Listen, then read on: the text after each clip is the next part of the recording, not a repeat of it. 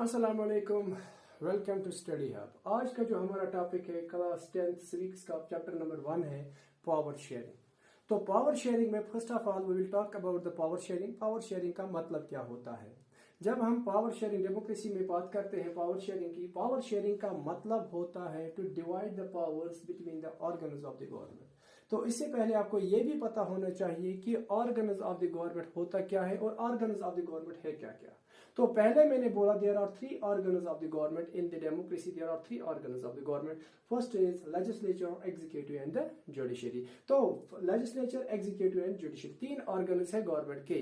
तो ये जो यहाँ पे देखा है हमने लेजिस्लेचर, एग्जीक्यूटिव एंड जुडिशरी, इन तीनों के दरमियान पावर्स डिवाइड होते हैं। तो ऐसा नहीं है कि इससे क्या होता है, ये जो लेजिस्लेचर है, अब आप ये कहोगे कि लेजिस्लेचर का काम क्या है?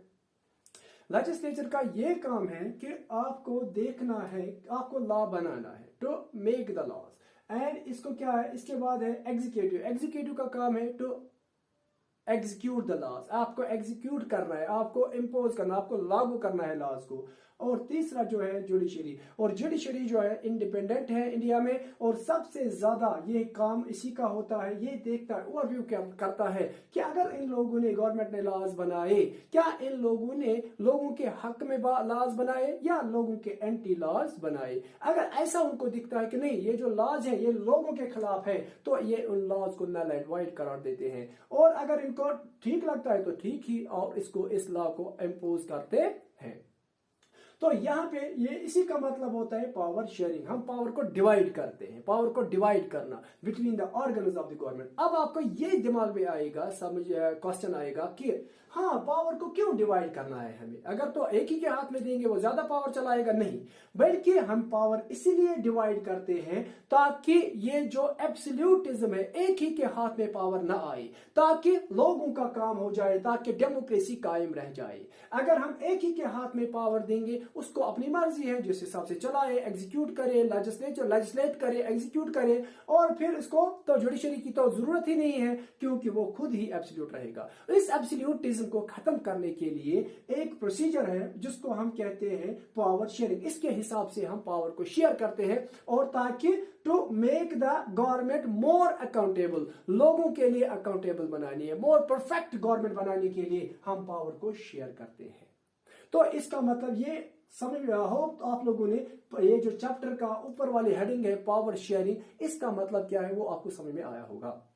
लेकिन यहां पे हमने क्या करना है, यहां पे दो कंट्रीज के पर्सपेक्टिव में हमने पावर शेयरिंग को पढ़ना है। एक पहले तो बेल्जियम के पर्सपेक्टिव में, और दूसरा श्रीलंका के पर्सपेक्टिव में। और अगर आप देखोगे कि आपकी बुक, अगर आप अपनी बुक खोलोगे, वहां पे लिखा है बेल्जियम एंड द श्रीलंका। जब भी इस तरह की टर्म्स होती है, एंड किसी और किसी, यहाँ पे social science Belgium and Sri Lanka, या कोई और कोई एंड दिस एंड दैट, तो इसका मतलब होता है कि हम यहाँ पे कंपैरिजन देखते हैं, हम यहाँ पे कंपैरिजन करते हैं, the Belgium, comparison between the Belgium and the Sri Lanka. तो इससे पहले हम क्या कहेंगे, हम आज पढ़ेंगे पहले किसके बारे में, बेल्जियम के बारे में हमें पढ़ना है। तो बेल्जियम में देखेंगे, हम कहते हैं कि ये जो बेल्जियम है, बेल्जियम एक छोटी सी कंट्री है। बेल्जियम जो है वो एक छोटी सी कंट्री है। कहां पर? यूरोप की एक छोटी सी कंट्री है, छोटी सी कंट्री है जिसकी आबादी सिर्फ 1 करोड़ है। 1 करोड़ ही आबादी है, मोर देन 1 करोड़, सिर्फ आबादी इसकी मोर देन 1 करोड़। एक छोटी सी कंट्री है, और यहाँ के इतनी छोटी कंट्री है कि हमारा जो एक स्टेट है यहाँ पे हरियाणा,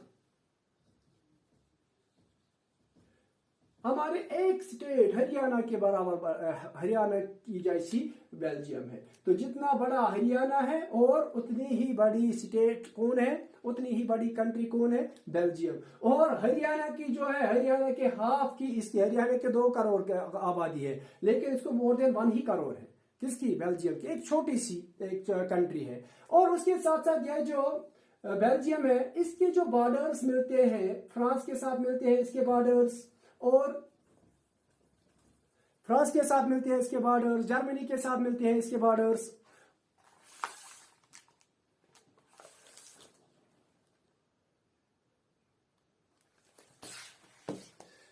इसके जो बॉर्डर्स मिलते हैं वो फ्रांस के साथ मिलते हैं, जर्मनी के साथ मिलते हैं, नीदरलैंड्स के साथ मिलते हैं। और ये जो एक छोटी सी कंट्री है, किसमें? यूरोप में। तो अब हम इसकी इथनिक कंपोजिशन की बात करेंगे। तो पहले आपको समझ में आया होगा कि ये जो बेल्जियम है एक छोटी सी कंट्री है।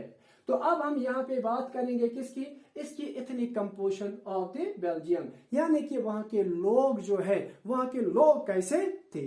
जब हम इथनिक सिटी की बात करते हैं कि जहां पे हम देखते हैं कि शेयरिंग ऑफ द कल्चर, ये जो कंपोजिट का कल्चर हो जाता है, वो कितने लोग वो सेम कल्चर के थे और कितने लोगों के जो लोग थे उनके इंसिस्टर्स कैसे थे, ठीक है, तो उनकी लैंग्वेज कैसी थी। तो इसी को हम कहते हैं इतनी कंपोजिशन।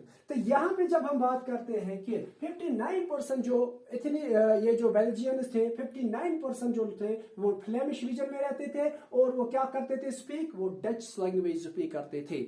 और उसके बाद 40% जो लोग थे वो वेलोनिया रीजन में रहते थे, वो फ्रेंच स्पीकर्स थे। और यहाँ पे जब हम देखते हैं रिमेनिंग 1% ऑफ द बेल्जियन जो थे वो जर्मन स्पीकर्स थे, यानी कि 59% जो थे वो डच स्पीकर्स थे, रहते कहां पे थे, फ्लेमिश रीजन में। तो यहाँ पे अनदर 40% जो थे वो रहते कहां थे, वेलोनिया में, स्पीक क्या करते थे, फ्रेंच लैंग्वेज बोलते थे।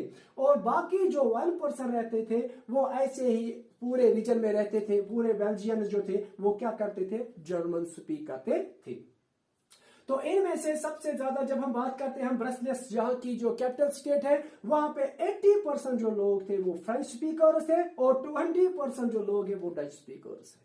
तो यहां पे मैंने बात की है पहले, अब कंफ्यूज नहीं होना, ये मैंने एक सिटी की बात की है, ये मैंने रीजन की बात की है। लेकिन सबसे ज्यादा हम जब कुल मिला के देखते हैं तो कुल मिला के सबसे ज्यादा यहाँ के जो लोग थे 59% दे वर द डच स्पीकर्स। और यहाँ पे अब यहाँ पे ये जो लोग थी, आपको समझ में आ गया, अब आपको ये आइडिया दिमाग में बैठ गया कि ये जो बेल्जियम्स थे, बेल्जियम में ये जो इथनिक कंपोजिशन थी वो कैसी थी। तो इसके साथ साथ हमें ये भी देखना है कि वहां पे कुछ रीजंस क्या थे, टेंशन के प्रॉब्लम्स क्या थी। तो वहां पे इसके बाद जब उन लोगों ने आजादी हासिल की, उसके बाद वहां पे प्रॉब्लम्स होना स्टार्ट हो गई, क्योंकि यहाँ पे जो माइनॉरिटी जो लोग थे वो दे वर द फ्रेंच स्पीकर्स, वो फ्रेंच स्पीक करते थे। मगर ये जो फ्रेंच स्पीकर्स माइनॉरिटी जो लोग थे, मगर ये क्या थे, उनके पास सबसे ज्यादा पावर था और वही सबसे ज्यादा प्रॉस्पेरस थे, वही सबसे ज्यादा कामयाब थे इकोनॉमिकली, उनके पास पावर था और पैसा भी उन्हीं के पास था।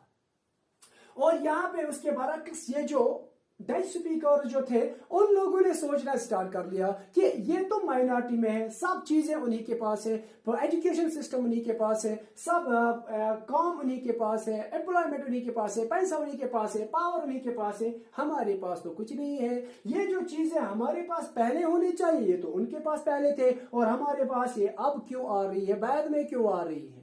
लेकिन अब उन लोगों ने क्या किया, यही एक मेन रीजन बन गए किसके दरमियान, यहाँ पे tensions between the Dutch and the French speakers. ये जो डच और फ्रेंच स्पीकर्स जो थे अब एक दूसरे के साथ लड़ने लगे। ये जो डच थे उनको ये बात अब चुभने लगी कि अगर हम मेजॉरिटी में, हमारे पास तो वो सुविधा नहीं है जो माइनॉरिटी के पास है। तो अब उन लोगों ने क्या करना स्टार्ट किया, उन लोगों ने एक दूसरे के साथ लड़ना स्टार्ट किया। अब टेंशन स्टार्ट होते हैं। उनमें से सबसे ज्यादा जो टेंशन था वो था इस ब्रसलेस में, ये जो कैपिटल सिटी है ब्रसलेस, सबसे ज्यादा यही पे टेंशन हुआ करते थे। कब 1950 और 1960 में सबसे ज्यादा ये जो इथनिक प्रॉब्लम थी, ये जो सबसे ज्यादा प्रॉब्लम्स थी वो इसी ब्रसलेस में थी। तो उसके बाद हमें आज करना है, हमें पढ़ना है कि ethnic composition of Sri Lanka, ethnic composition of Sri Lanka के बारे में हमने इसके बाद एक और वीडियो बनेगा इथनिक कंपोजिशन ऑफ श्रीलंका के बारे में। Hope you understand this topic.